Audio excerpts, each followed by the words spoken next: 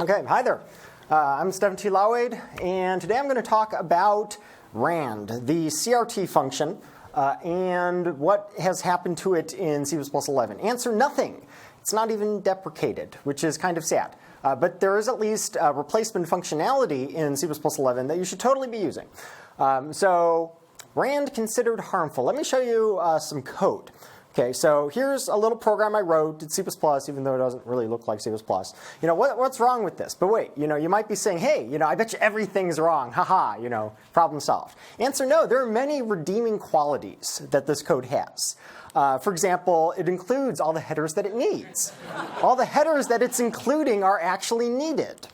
They're sorted in sorted order. The braces are delicious. I mean, if you don't like these braces, you are wrong. I'm just saying. And non-trivially, %d, that is the correct format specifier for int. You might be saying printf kind of an abomination, but if you're going to use it, at least get the types right and actually that expression there that's in. So that's cool. And I omitted the return 0 and argc argv. I see examples coming all the time with that stuff. Like, it's unnecessary, omit it. Okay, so that's what's right with the code. So that's everything. Isn't it awesome? Well, no. This code is terrible.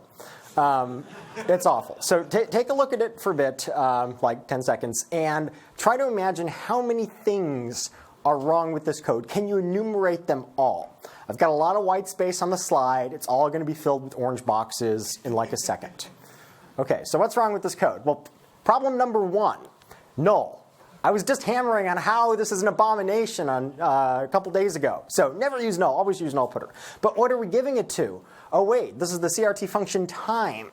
This updates once every second. Yeah, it says implementation defined in the CRT. Everybody uses a tick count of a second. So that means if you write this program and you run it, it'll totally compile. And you run it quickly, like twice in a single second, it outputs the same output. That's kind of crummy. Or maybe you've got a bunch of clients that are all running the same program. If they start it on the same tick of the clock, they're going to get the same output. Ew.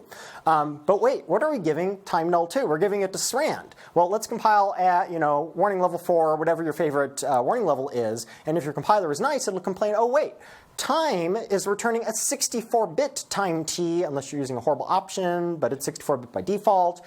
And SRAND takes unsigned int. Possible loss of data, you're truncating. That's an annoying warning. And hey, unsigned int, that's 32-bit. That means that SRAND takes a 32-bit seed even if you want to give it more entropy. This is bad, especially if you've got multiple clients, you're running multiple simulations, and you would like more than 32 bits of entropy. So that's terrible. Okay, so that's like everything that's wrong with that line. I tried really hard to think. I couldn't see anything else wrong with that line. That semicolon is kind of innocent, so I left it black. Okay, but wait, there's another line. Okay, so this RAND call. RAND has an awful range. The standard guarantees that it's a range of at least 32K, but not necessarily anymore. And in some implementations, like VC, it actually is 0 to 32K. That's like really, really tiny. If you want, 64K, sorry, that's not enough. Okay, but what else is terrible about RAND? You go look up in Wikipedia. RAND is typically implemented with what's called a linear congruential generator. This is like a multiply and a shift, and then you're done, and like a mask. These are really low-quality random numbers. If you use them to generate like 3D points, they like line up in hyperplanes. Wikipedia has like a cool little diagram. It's awful, like really poor statistical properties. And also, it has a really short period. You run RAND for long enough, and it'll start repeating the sequence of numbers. So that's like super crummy. But wait, I'm not done. I want numbers here in the range 0 to 99 inclusive, so I'm saying a mod. This is actually really awful, because even assuming that RAND returns perfectly uniform numbers, which is probably a bad assumption, this introduces bias. You get a non-uniform distribution.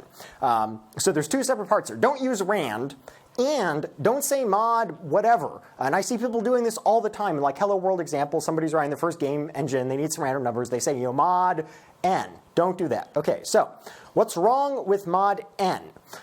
Here I've got source and dest. I just want to give them nice names. Let's just assume that RAND is returning perfectly uniform results, which it doesn't.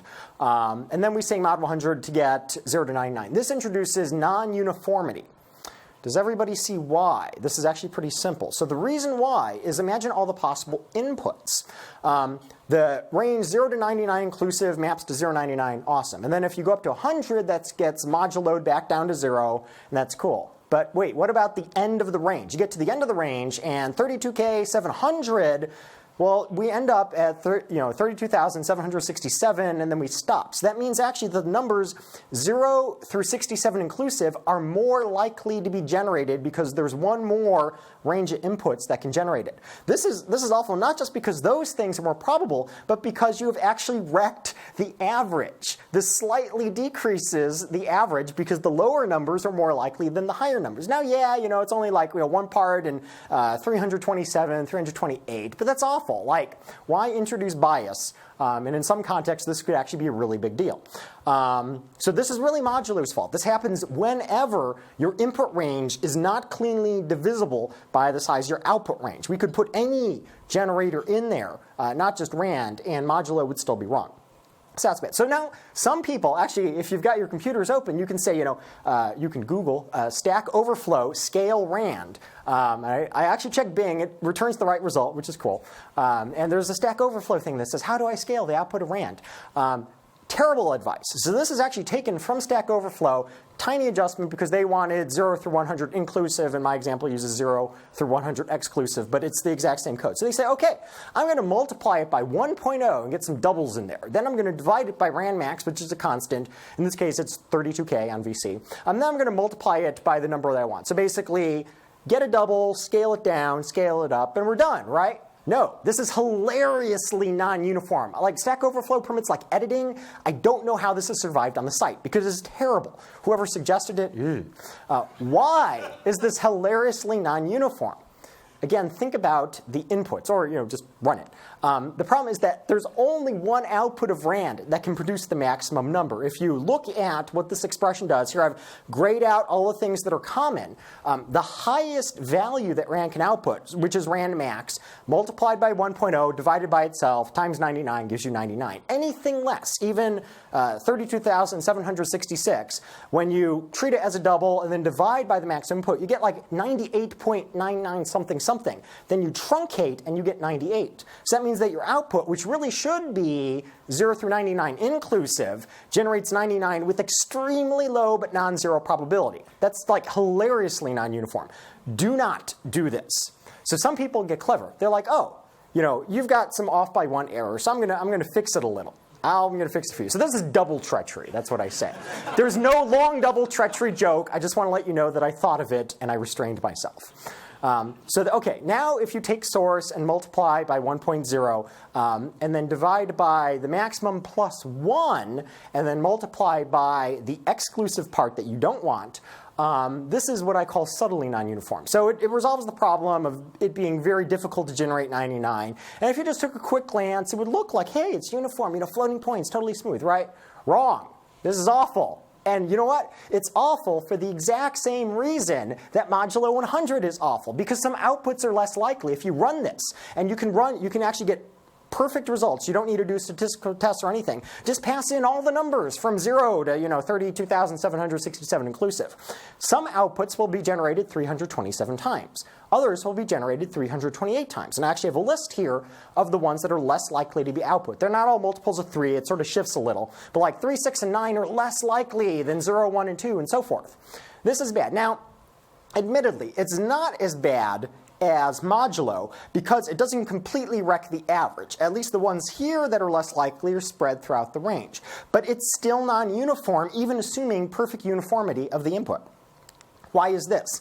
It's the pigeonhole principle. If you have 32,767 pigeons in addition to a mess, that means that you cannot put them in 100 pigeonholes without having more pigeons in some pigeonholes than others. Nothing can do this if you're not willing to throw away data or ask for more data. So floating point will not fix your problems. Okay, so maybe you're saying, okay, yeah, that's caused by rand's tiny range. If I had a bigger range, I wouldn't care about that so much. This is still bad. Even if your input range is 0 to the 2 to the 32 exclusive or 2 to the 64, you're still introducing that non-uniformity model, trying to get to 0, 100. It's reduced because your input has so many bits, but it's still not eliminated. And I don't know about you, but when I write code, I like it to be absolutely correct, not just good enough. Also, and this occurs especially for library implementers, what if somebody is asking you for more bits? So I refer to this as what if IEEE runs out of bits. The problem is, imagine you want something like scale down a 2 to the 64 input to something like 10 to the 18th. That's like, I don't even want to say what power that is. I'm going to say like quadrillion. It's going to be wrong. But that's like 2 to the 59.8. So that we can actually shrink it down, and that's like 2 to the 4 smaller. So we definitely have enough input there. You would expect that to not be too bad. But the problem is double, if you go look at Wikipedia, only has 53 bits of significant precision. That means that just encoding it in a double is going to lose information. Really poor statistical properties. So like I say, say you have a problem, you decide to use floating point. Now you have 2.00001 problems. Don't mess with floating point, at least not here. I treat it with respect and fear. Okay, so yesterday I was talking to actually a professional developer, and they were saying, I've heard about this random header that was voted into C++ 11 from TR1. I'm sort of scared because it's got so much stuff, and it does have a lot of stuff. It's got engines and engine adapters and type defs, and then this other thing called random device, and I don't know which one to use. Well, the answer is a lot of that stuff exists for like scientific programmers who actually need to like replicate some scientific paper that used a Knuth-B generator, but the vast majority of even very advanced programmers don't need any of this stuff. So what I'm going to say is you can just ignore all of the engines and engine adapters in C++ 11 except for 3 of them. 3 are cool. Those are random device, MT19937, and _64. That stands for immersing twister. And the reason why you have to use those type defs is because they're just type defs for the immersing twister engine, but with very, very special constants that were specified by a big, famous paper. You really can't use the engine with any other constants. Don't even try. Always go through the type defs. And random also has a bunch of things called distributions. It has this really cool model. The other confusing thing about random is it's got all this stuff, and it's not immediately clear how to put it together, but it is really elegantly designed. I love this header. The idea is it separates the notion of an engine, which is just some opaque black box that spits out random bits that are very high quality, and then a distribution which shapes those random bits into some integer or floating output according to some distribution you want. You got your Poisson distribution, and your normal distribution, and some that I can't pronounce, things like that. And they're all good distributions. Like if you need, your Cauchy distribution, go for it. But the vast majority of the time, normal industry programmers are probably just going to want 2 things: uniform int distribution and uniform real distribution. So I'm going to focus on uniform int distribution because that's going to do the 0 to 99 that we wanted. But if you want the other distributions, they're totally there. Just don't use piecewise linear in VC because it's got a bug reported that we need to fix. Okay, so now let's transform that horrible example into a nicer example using C++ 11. Random, by the way, is in air quotes for a simple reason, because to reduce the complexity of the sample, I'm using a fixed seed. So here, 1729 is a deterministic 32-bit seed that I just chose at random. And so when I run this program, it'll output the same result from the immersing twister engine. So MT is this engine object, and it's going to generate random numbers in the range 0 to 2 to the 32 exclusive. Technically, it's supposed to do like unsigned int, but I'm just going to say that it's 2 to the 32. Then it's going to be passed through this thing called a uniform int distribution. And you can control the types. You can say, I want ints, or I want uint64ts, or whatever. It defaults to int, but I like to put the type there. Here I just want ints. And then note that when you pass the range to disk, you might be expecting inclusive exclusive because the STL loves that, and it is awesome for iterators. But for distributions, it uses double inclusive. Why is that? Well, imagine that you want, say you're working with unsigned int, and you want 0 to 2 to the 32. Now that would be kind of silly given that your engine's already that, but maybe you're giving it unsigned short, or uint 16t, and you want 0 to 2 to the 16 minus 1. If we were working with inclusive exclusive ranges, how do you express a number that's bigger than your type? That's kind of bad. So that's why it says inclusive inclusive, so you can express every range even if it happens to involve the max number. And then to invoke this thing, we call dist, which is a function object, and we pass it the engine. And you can think of this as running the engine filtered or viewed through the distribution. So if we wanted an actual non-deterministic program, that's very simple. We can construct a random device, which is the other engine I mentioned that you can use, and invoke it once. And this creates a non-deterministic 32-bit seed that will be different every time you run the program. Now, this is 32-bit, and you might be thinking, oh, wait, he was just slamming, SRAN for having 32-bit seeds. The thing that I'm not showing here is that Mercy Twister actually has a separate interface that allows you to fill its state, which is quite large, with more random bits if you need. Most of the time, it's okay to have a 32-bit seed, but if you need to put more entropy in your Mercy Twister, you can totally do that. You just need like a seed sequence and you're done. I'm just not depicting it here for lack of time. So when should you choose this Mercy Twister versus random device? So Mercy Twister, if you go read on Wikipedia, which is where everybody learns everything now, it's said to be extremely fast. And I always knew it was fast, but then I actually tested it on my local dev box. It is blazingly fast. It was able to output random numbers at 500 megabytes a second. That is a ton of random information. Divided by my clock speed, or my clock speed divided by that, it's 6.5 cycles per byte. And we're not like, SIMD optimized. We haven't even looked at the perf too much. And it was able to generate numbers that fast. That's pretty awesome. That'll vary across implementations and hardware. But you should expect that Mercy Twister is just psychotically fast. You should basically never be caring about its performance. It's also has very high quality. That means that the numbers that it produces are distributed very smoothly, and you cannot distinguish them from true randomness except using the most sensitive statistical tests. Like, get an army of PhDs, put them in a room for a year, and they can find maybe one test that'll distinguish it from truly random data. Also, the name MT19937 comes from a Mercy prime that's used in its construction, and it's actually guaranteed to have a period of 2 to the 19937 minus 1. That means it's never going to repeat for the lifetime of the universe. You don't even need to worry about that. And it's also equidistributed in 623 dimensions, so you don't have that problem with the hyperplanes that Wikipedia shows you. It's seedable, which is cool, like I mentioned. That means that you can replicate a run. This is useful in, say, Monte Carlo simulations. It's useful in even games where you're like, okay, I'd like to reload this save file with the exact same seed so I can play this outcome multiple different ways. And it's also reproducible, which is a term that I'm using that's strictly stronger than seedable. It means that, say somebody publishes a paper that was using Mercy Twister's output, if they then compile that source code on another platform, Mercy Twister will output the same random numbers because it doesn't use just some algorithm that the implementers chose. It uses a standard mandated algorithm that must produce exact output. If you look at the standard, it says, we require that the 10,000th outputted value be blah, blah, blah, which basically says you've got to use this algorithm. So you don't need to worry about it varying across implementations. Underscore 64 is the same. It uses a different algorithm that generates 64 bits at a time. You can use that one. It basically depends on the bitness of the architecture you're using. Now, random device is sort of the opposite.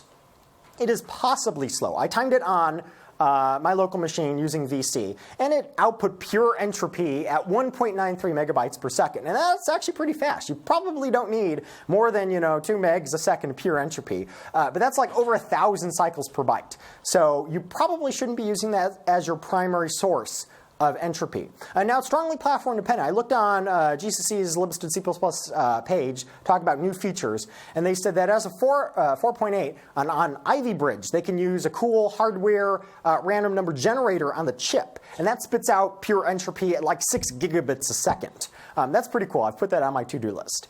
And I don't know what lib C++ does for Clang. I didn't check, but I thought about it. And also, random device has this cool quality that it is intended to be cryptographically secure. Now, you have to check your documentation to see if your implementers guarantee that. VC guarantees this. We call rand_s from the CRT. And what that means is that the output, I'll get to questions at the end, that the output cannot be distinguished from truly random data, and even given all of the output to date, an attacker looking at that and using an army of supercomputers cannot guess what the next number is going to be. Mercy Twister, for all of its wonderful qualities, it is not cryptographically secure. If you see enough of a Mercy Twister's output, you can deduce its internal state and figure out everything it's ever going to produce in the future. cryptographic security is harder to do. It's slower. So Merge and Twister does not attempt to achieve that, but random device can if the implementer so documents. But of course, that means that it's not seedable and it's not reproducible because it's generating a totally fresh random number every time. You really should check the documentation because the standard permits it to use a deterministic engine, although I would say that any standard implementer who does that on a machine that's capable of generating pure entropy is a bad implementer and should feel bad. Okay, so that's Merge Twister versus random device. Now what about this uniform int distribution thing? This is really cool. It can take any of these uniform random number generators that I showed on the big slide, and which will usually output something like 0 to 2 to the 32 or 0 to 2 to the 64. However, it's not limited to that. The standard, and I love the standard, but sometimes I hate the standard. And this is one of the things I hate about it. When it says, I take any uniform number random generator, it really means any. It can have any min and any max. So if your uniform random number generator that you wrote outputs random numbers from 1701 to 1729 inclusive, which is like barely, but 4 bits, and it's not even a clean power of 2, uniform int distribution is supposed to work with that, and it will in VC. Now, if you do that, you're bad. You should not write such, why? It should totally require a power of 2, or maybe even 2 to the 16 or 2 to the 32. But, we should write strictly correct code. And then, once it's being fed with a uniform random number generator, it'll emit any desired range of integers, low to high, inclusive, with almost any type you want. There's this thing that users have been complaining about because we started strictly enforcing this with stack asserts. It only permits signed and unsigned, char, short, int, long, and long. It does not permit chars. The standard says so. So I'm going to enforce that with stack assert and I'm done. You're out of luck.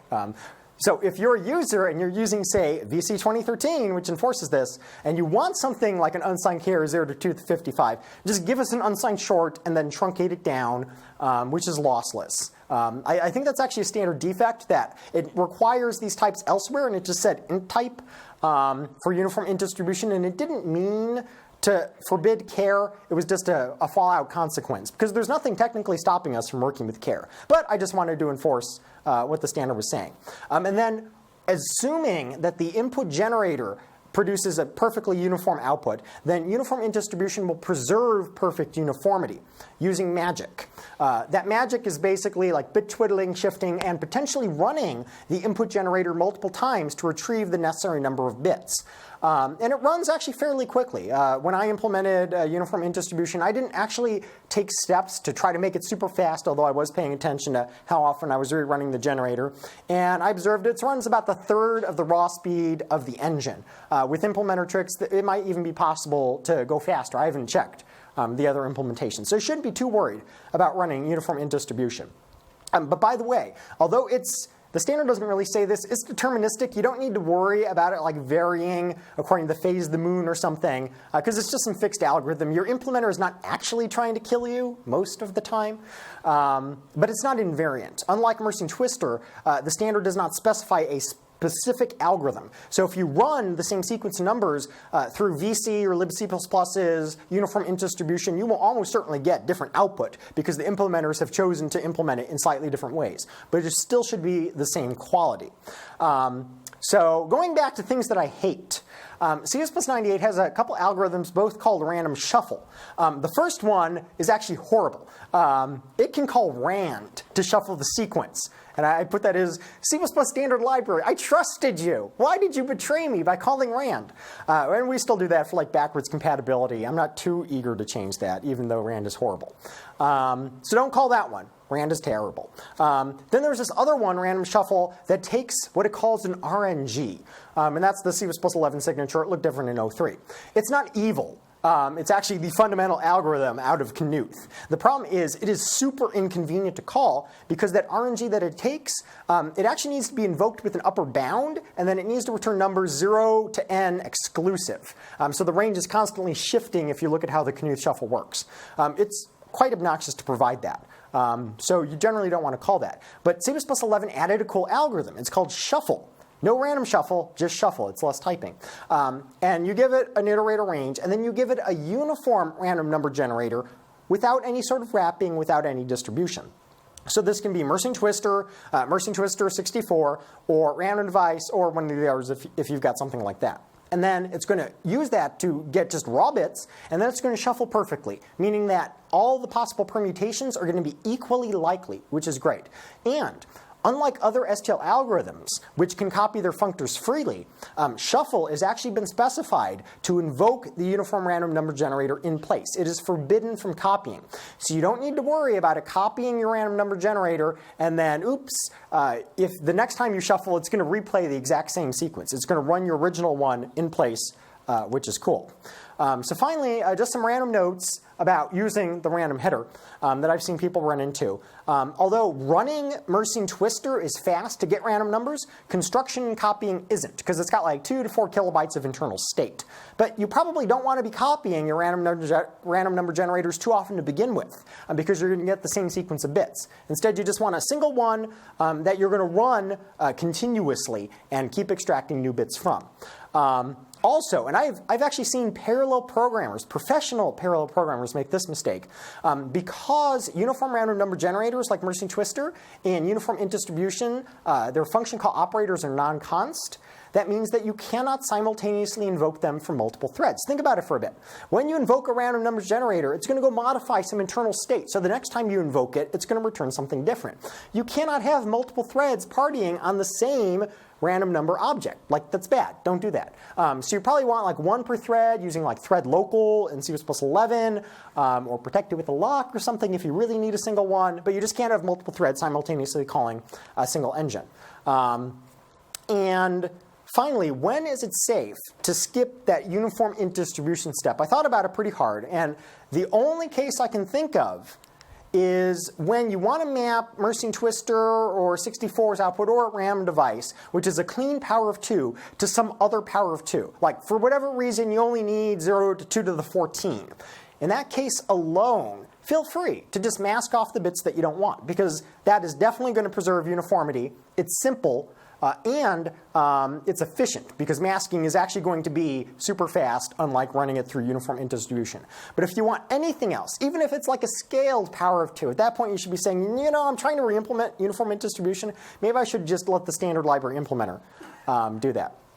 So yes, that's all the notes I had. But before I take questions, I wanted to show that thing that I was commenting on Andre's presentation, where, yes, because it's fun. So this is completely unrelated. But remember how he was unpacking tuples? Well, let's include C++11 stuff here. Hopefully this font is big enough. Then C++14 specifies some integer sequence stuff. I implemented it here. If you have a C++14 compiler, unfortunately, this is not in 2013. I just didn't have time. But it's specified in the standard. There are these things called compile time integer sequences. And in a note, Jonathan Wakely, who specified this stuff, shows how to use it to apply a function to a tuple. It's called apply. So using those integer sequences, which I've implemented up here, this is all you need. You don't need like 4 different helpers or anything. This simply it generates the right index sequence, like int 0, 1, 2, 3, 4, 5, and then once it generates that, it can simply invoke the functor and say get 0 from the tuple, comma, get 1 from the tuple, comma, get 2. No runtime recursion. It makes the optimizer work less hard, which is pretty cool. I also found, while implementing this, a bug in the standard, because this should not say auto, it should say decal type auto. I found a bug in VC with an internal assertion, so that was fun. But basically, the technology exists in 14 to make that easier. Okay, so I got like a minute. Does anybody have questions? There was a question over here originally. Yeah? Can random device block? Can random device block? Yes. It can potentially access the OS or something else for a source of entropy. For example, in VC, we call rand_s, which calls RTL gen random from the OS. That can totally block on something. I think Linux uses like dev random, and that can block for more entropy. Check your implementations notes. And there was a question over there.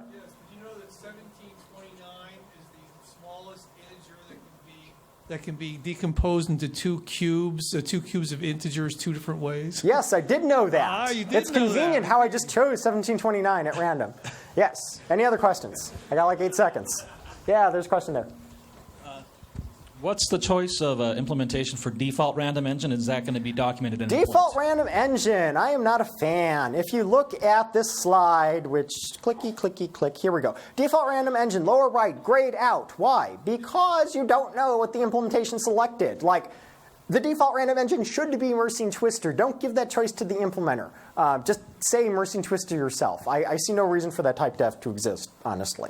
You can call it, you can use it if you want, but then you're, why are you outsourcing your selection? It's more typing, too, than MT19937. So, yeah. STL, we have a question from the internet. We haven't Go for it. asked one for several hours. In my game, this is from somebody named Vittorio Romeo. In my game engine, I use uniform int distribution to generate random numbers through a getRandomNumber min-max function. Awesome. However, I am forced to construct a distribution object on every call. Is there a way to avoid that? Sure. You can essentially write a lambda or bind, but I like lambdas, to essentially bind the uniform int distribution to your random number generator and then just invoke it as an opaque object, just with 0 arguments. Now, if your concern is you've got the random number generator, the engine, and the distribution, and you need to continuously vary the range, you can either construct a new distribution every time, or I believe that there's a param, there's a way to change the range once it's constructed. That may be slightly more efficient, having implemented uniform distribution. I know how it works. We have to essentially ask the random number generator what its range is, in case it's prepared to stab us in the back, and we need to run it more often than necessary. It's not actually too expensive to do that. Most of it happens at compile time. I wouldn't worry about constructing distributions too often. Do worry about constructing engines too often. Awesome. Thank you, STL.